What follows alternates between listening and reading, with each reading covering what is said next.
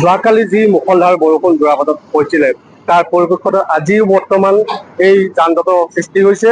যোৱাকালি বৰষুণ জাকৰ পিছতেই বৰ্তমান সময়ত গোটেই যোৰাবাট অঞ্চলৰ লগতে 9 মাইল পৰ্যন্ত এতিয়ালৈকে জাম হৈ আছে। যান জঁটত বহু গাড়ী এতিয়াও আবদ্ধ হৈ আছে।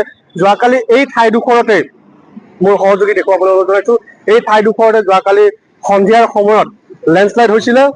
এটি শিল খহি 37 নং ঘাইপথৰ ওপৰত পৰিছিলে, যাৰ ফলত এখন গাড়ীও আবদ্ধ হৈ আছিলে।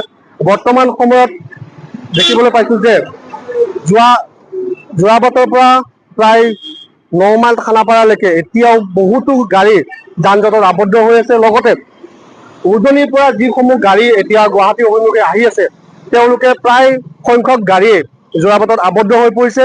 যোৱাকালি হোৱা মুষলধাৰ বৰষুণৰ ফলত যি লেণ্ডশ্লাইড হৈছিলে, যি বৰষুণৰ বানপানী হৈছিলে, সেই বানপানীৰ ফলত এতিয়া গোটেই পথছোৱা দুৰৱস্থা হৈছে, যাৰ ফলত গোটেই যান জঁটৰ সৃষ্টি হৈছে। আজি প্ৰায় পুৱাৰ ভাগৰ পৰা দেখিবলৈ পোৱা গৈছিলে যোৱাকালি হোৱা বৰষুণৰ জাকৰ ফলত গোটেই পথছোৱা এতিয়াও যান জঁটৰে আবদ্ধ হৈ পৰিছে। গাড়ীসমূহ প্ৰায় অচল হৈ পৰিছে।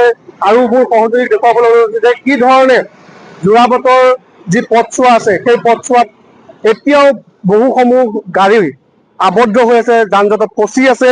তেওঁলোকে গুৱাহাটীৰ ফালে যাব পৰা নাই।